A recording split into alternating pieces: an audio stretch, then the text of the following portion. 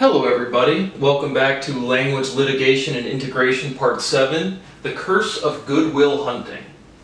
What we're going to do in this episode is we are going to most generally look at identity and intelligence from an individual and societal standpoint.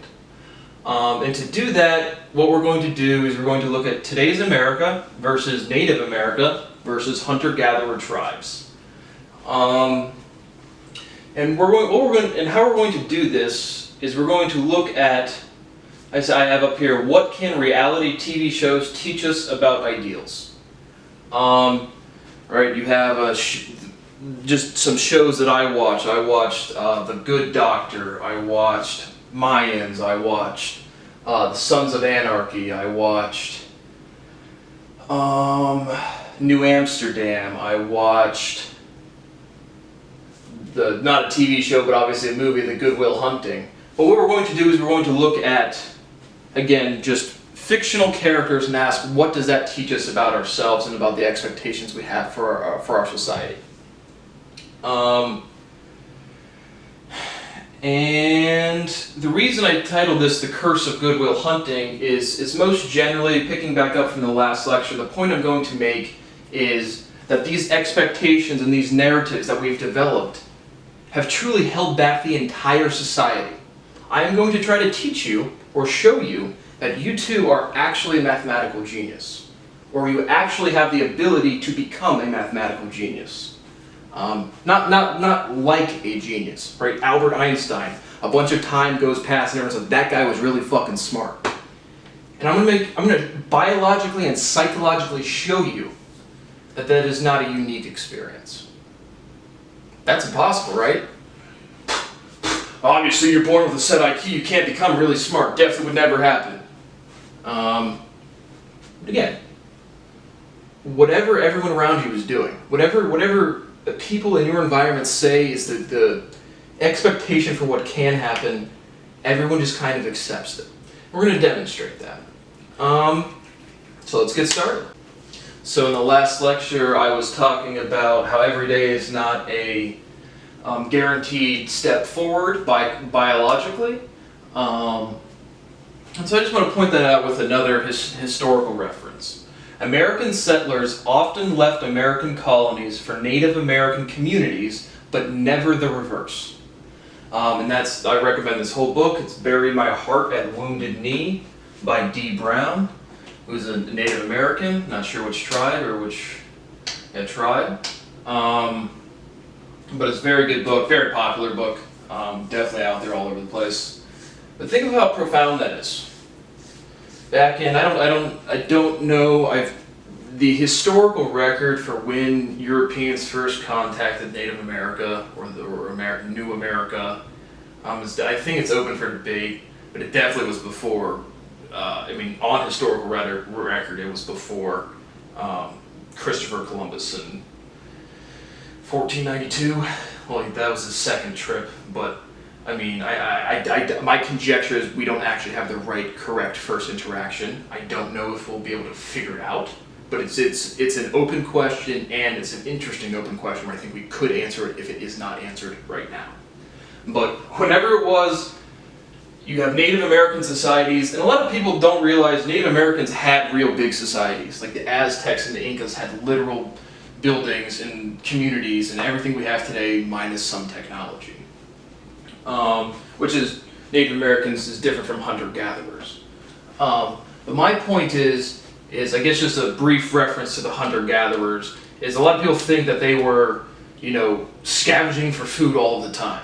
Hunter-gathering lifestyle actually had a pretty good leisure or recreation or just sit around doing nothing. So again, just another point of American delusions. Our lives are so much better than everyone before us, says the person who has never studied anything before them. But, that's amazing. You come over from Europe, you left your family for this new great experience, you meet people that the world has never seen before, and you say, fuck that shit, I'm going to hang out with these guys. And never once, I have never, I could be wrong there, but 99.99 repeating percent, there was not another, or people didn't defect from Native American societies to American colonies. And we see that today. Americans today travel to foreign places and experience ... personality? See it all the time. You'll have a friend will go over to another country in Asia, or not a lot of the main European countries are the same. Like England's not that different from America, neither is France. I haven't studied too many other European countries in depth, but they'll say lifestyle is slower and people like genuinely care about each other, because Americans genuinely don't. And I have up here, Americans today love their dogs more than their neighbors because everyone's emotionally underdeveloped. We live in a society with the most technology ever. We look in the mirror, we don't like what we see. We dump our hatred and our judgment on other people, most of the time without saying a single word. And now, well, we still need to feel like we're cool people. We still need to feel like we're loving.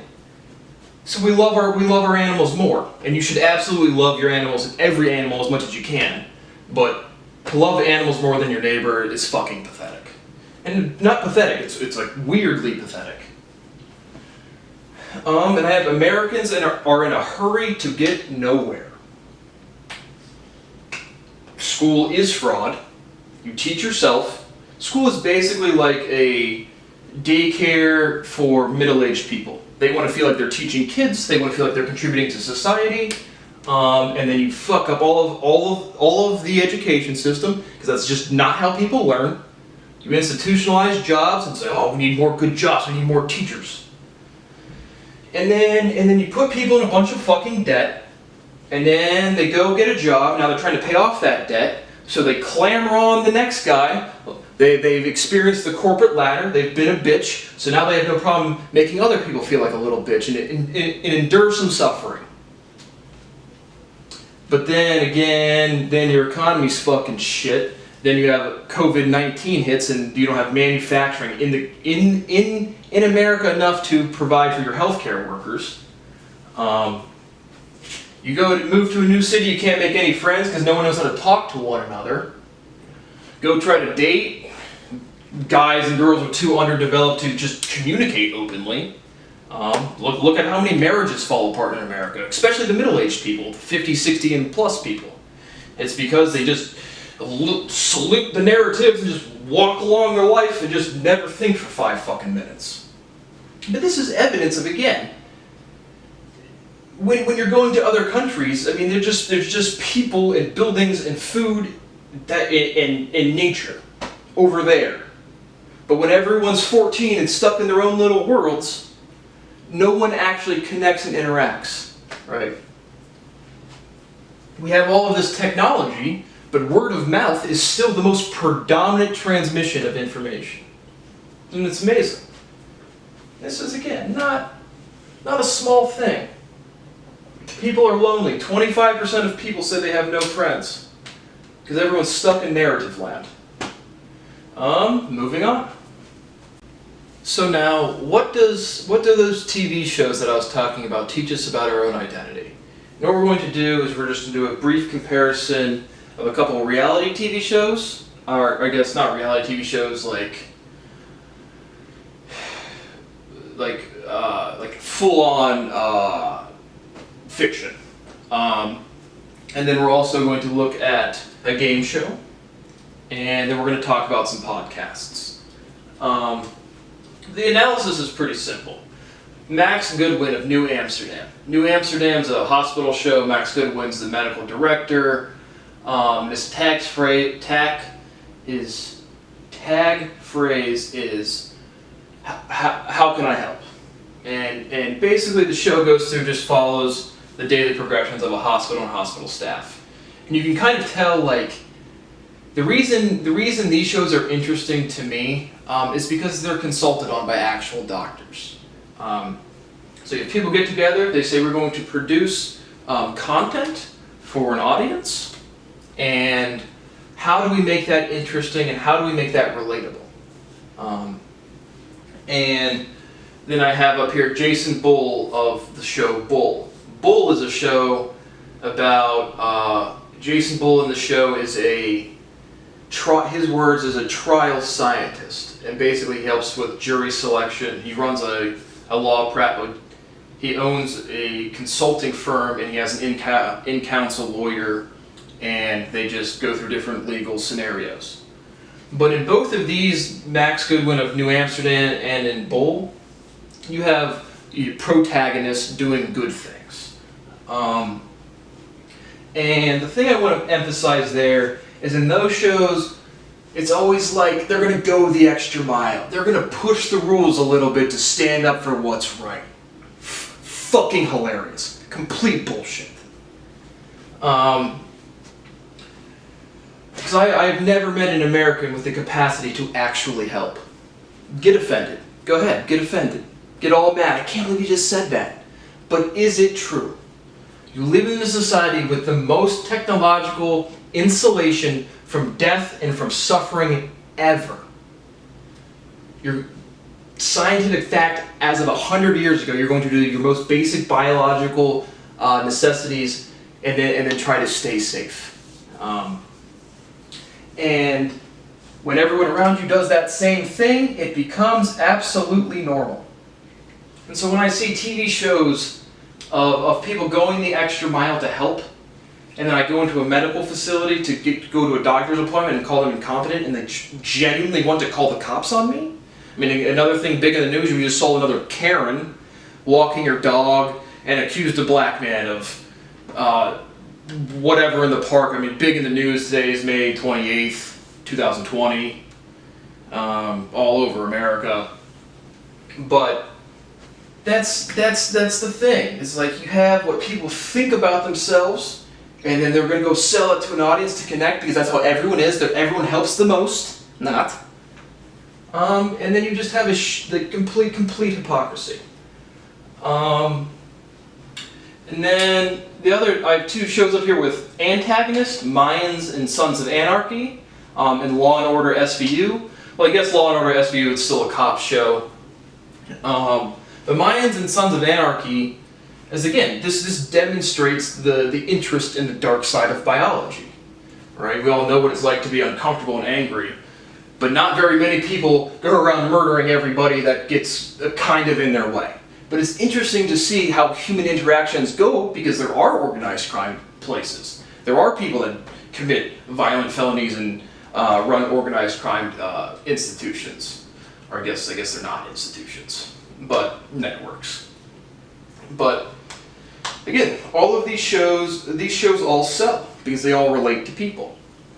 Now, The Wall, I really like the show, but it's a game show. Like, this is real life. People go onto a show, there's just a bunch of walls, they ask questions, they drop balls, and they land into slots with a certain amount of dollar figures. And depending on how the balls drop, they either leave with nothing, or they make a good amount of money. But my simple point to you is if you watch the show, you can see this narrative play out in real time. When a ball's falling down, it's just going to go wherever it's going to go. But every single time, the host will be like, well, in the show, there's two partners, one plays the wall game, and the other person goes into the back. In the back, what happens is, at the end of the show, the player can have $0 or some amount of money on the wall, but then their partner not behind the wall, but just not in the area, doesn't see what happens. He either signs the contract to take what's left on the wall, or signs for a guaranteed amount of money that was determined earlier in the game. But every single time before they go back, before they separate the partners, they're like, tell them how much you mean to them, and how much you've influenced their life, and all these great things. And it's cringeworthy, man. Like, you get all awkward and comfortable, and everyone's been there. You're watching someone talk about something, and they just keep going on, and you're just like, fuck, just shut up. This is so, cringe, awkward. And it's because of the mirror analogy I used. When people look into a mirror and don't like what they see, they change their behavior. But if they're not aware of it, other people are, and it just gets awkward and uncomfortable, and what the fuck is this? But so that's my point. We have a bunch of badasses, a bunch of crazy people, a bunch of really hard workers, a bunch of people bending the rules. And in reality, we're just a bunch of awkward, uncomfortable apes trying to grow up and be better people. I am too. Everybody is. But it's very, very true. It's all over any fiction show or any reality TV show.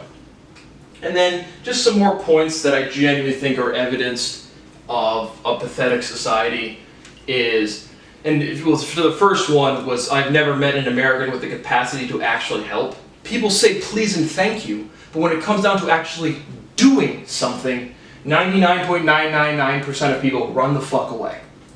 And second chances are better than firsts. Go on LinkedIn and you'll see, or go on Reddit. How many people say, oh, right now today, look, think of the frontline workers. They're our heroes, they're saving lives. From a biological and medical standpoint, the body saves life. You simply don't fuck it up. And you do develop technology. But if you're a nurse or something, you're doing your fucking job. So do your job. You signed up for it, so do your fucking job. You don't get 14 gold stars. I know we all played games when we were kids, and you got a trophy every fucking time. If you signed up to be in the medical field, do your fucking job. But you'll see people like, to my LinkedIn reference, I was, you know, a single mom, and I fought my way through college, and now I have this degree. You're a single mom. So you had unprotected sexual intercourse on your own volition, and then had a child, and now say, look at me, look how special I am.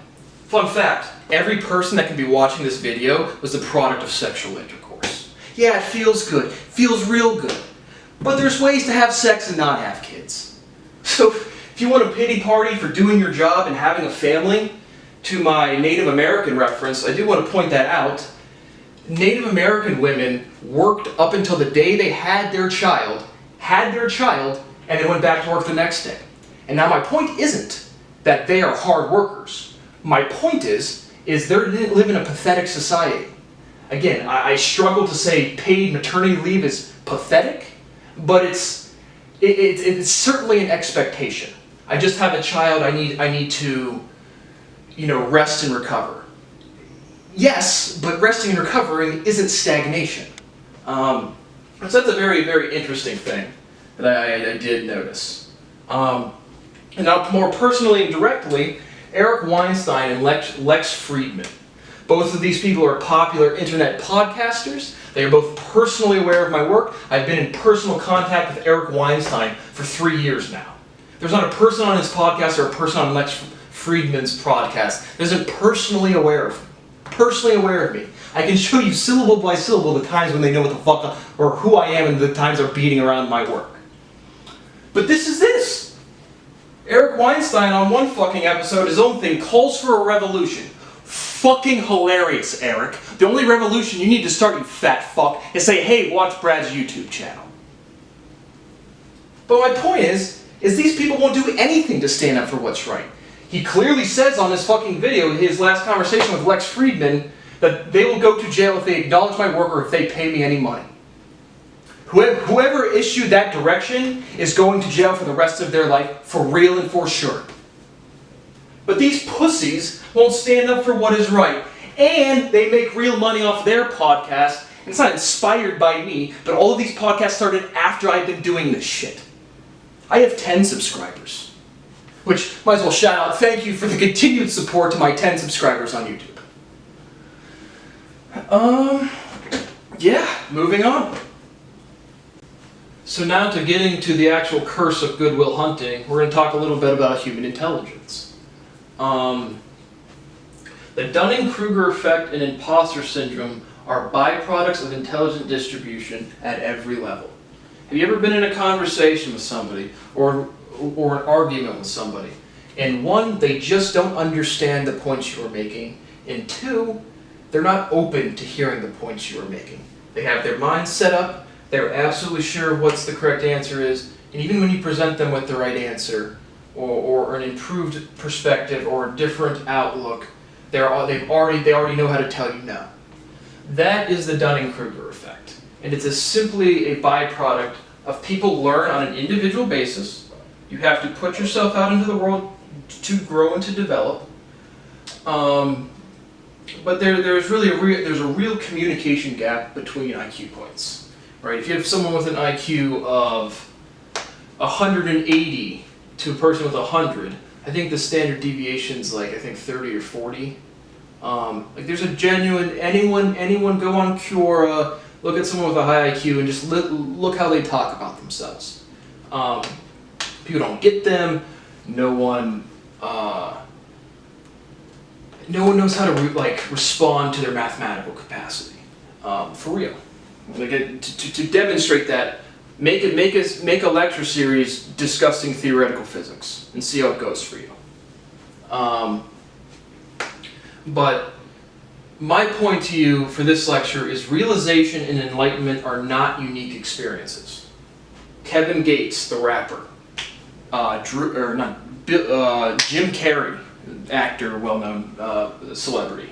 Those people have certainly reached enlightenment. And the only difference between like a mathematical prodigy or mathematical genius and someone who just reached enlightenment or realization is literally just their ability to do of understanding with genuine technical fundamental terminology. But it's not a unique experience, right? Think about how insane that would be. One person can learn about the world around them, but the other person can't learn about the world around them just because the other person doesn't think they can. I mean, ludicrous.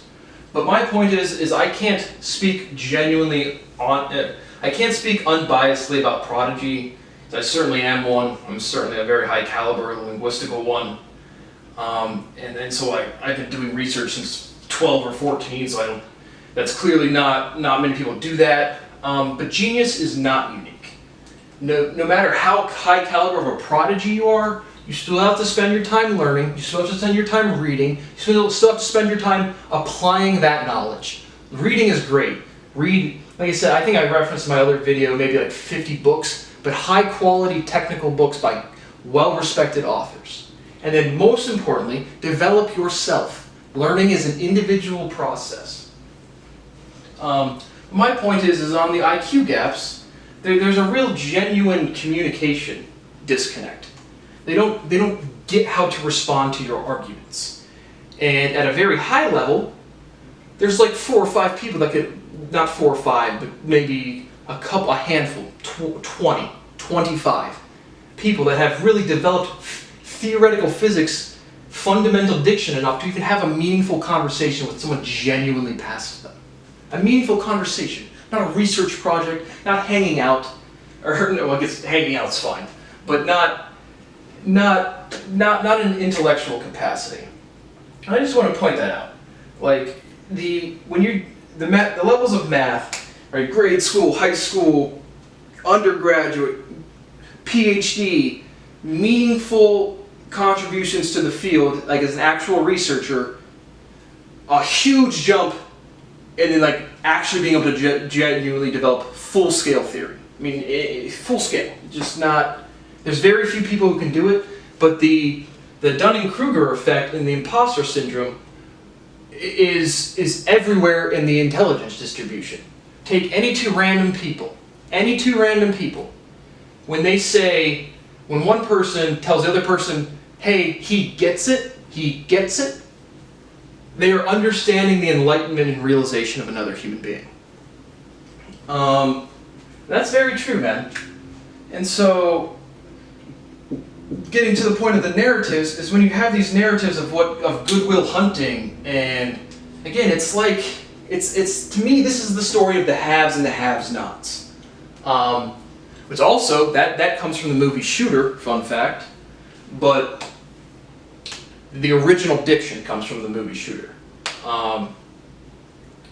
But it's like the few that are born with high IQ, they can and go out to again accomplish theoretical physics. You can say, I mean, anybody debates that you can be successful if you apply yourself. I am telling you can be a math genius for real as fuck if you just try very hard. Now, trying very hard means doing mathematics And before you can do mathematics, you have to learn about yourself for all of the days, every moment of every day. And you have to accept the realizations you come to and change your behavior to accommodate that. Not keep rationalizing bullshit. And I've watched that by everyone in Columbus, Ohio for as long as I can remember. And to prove that, go outside, go on a walk, go exercise, go ski, like skiing down a hill. And random song lyrics will probably pop into your head, won't it? Those aren't random song lyrics. That is you experiencing the world, self-filtering your own diction to what's actually occurring. That's all mathematical genius ever could be. You just have to do it with fundamental diction. And this, on a school level, man, you have held back people's education so profoundly, it's fucking insanity. So I just have up here, proving you are a genius and how to cure depression. Eat, sleep, and exercise 100% of the days every fucking time. I drink plenty of alcohol, just don't get fucking hungover. Have one plus friend to share your experiences with. And spend most of your day outside. Alright. I'm just going to demonstrate a little bit of math. I'm just going to pick a random word on the board and just start deriving stuff. Experience, experiential, expire, require, empire. And you might just say, Brad, that's not math. But it is math. And you do it too, right? When you're in a conversation or an analytical debate, you carry the conversation as far as you can logically. That's all I do. But I remember all of those little jumps. I mean, there's literally millions of them. But that's what everyone does. That is what every person does. I can't speak openly or unbiasedly about Prodigy, but I know for sure genius is not unique because I watch everybody do those processes. But the thing is, then they go around their friends and then they stop engaging. They stop thinking. Once you can eat, sleep, have one friend, and fuck, your biology is satisfied. You don't really care to do that much. And that's understandable. But if you want to develop your intellectual capacity, you have to apply yourself. Whether you're this guy or whether you're this guy. That's probably all. I'll have one other clip here. Again, have a little fun with the state of Ohio's political leadership here. But this will probably be the end of the science content. Hey guys, it's Mike DeWine here with the state of Ohio. Just gonna give you a little update on the coronavirus. You know, me and Fran have been staying safe, staying inside, we're wearing our masks. You see, so we're all in this together. It's a learning process. Science is pretty difficult. We've been neglecting fundamental theoretical physics and subsequently biology for like, I don't know. Dr. Acton, can you chime in here? Well, you see, so we have been denying science for some time. Now there's 100,000 dead Americans, but we're doing the best we can. We're doing the best modeling we can. Even though we don't even respect our own laws, and like, you know, we didn't give Brad his human rights for 15 years, and now there's a fucking genocide going on. But, you know, let's get back to Mr. DeWine. What else would you like to say about our state? Well, see here, Amy. Now that we're back here, you know, me and the grandkids want to go to the fucking park too. We want to go to the campgrounds. But since we neglected science for fucking well over a decade and a half, it's kind of like, fuck, there's just dead people everywhere. Which again, there's 100,000 dead Americans from coronavirus, but 1.7 to 2.4 million Americans die from fixable disease other days, but we just don't fucking care about them. Because we all just sing our best, we're all doing our best, we're all working hard, we're working with the other Greater Lakes states, we're just really pulling out some big math discoveries to really help with the vaccines. Dr. Amy Atkin, what else you got to say? Well, you see, We don't know if we should wear masks. We don't know if it helps. We don't know if it doesn't help. We don't know if our testing's good. We don't know when our data's gonna be good. We don't know how many people have actually died from the disease. We don't know how many people are gonna die from that other disease. We just don't know anything, because we're all fucking pathetic. Back to you, Mike. Well, you see, well, you know, we're just gonna keep hanging in there, and we're gonna get through it. We just let a bunch of our friends and family die because we won't fucking do anything to help anybody. But you know, Iowans definitely don't deny anything. Definitely not science. So yeah, I'll see you tomorrow at 2 p.m. with the same bullshit nothing, and we'll just keep fucking reading off data, and that we don't even know if it's fucking right, or if it's underreported, or basically fucking anything. But weather's nice. It's getting a little warmer out. Yeah, that's about all I have to say. Anything else from you, Amy? No. Bye now. Have a nice day. That's what pathetic sounds like. That's what science denial sounds like. See you on the next episode.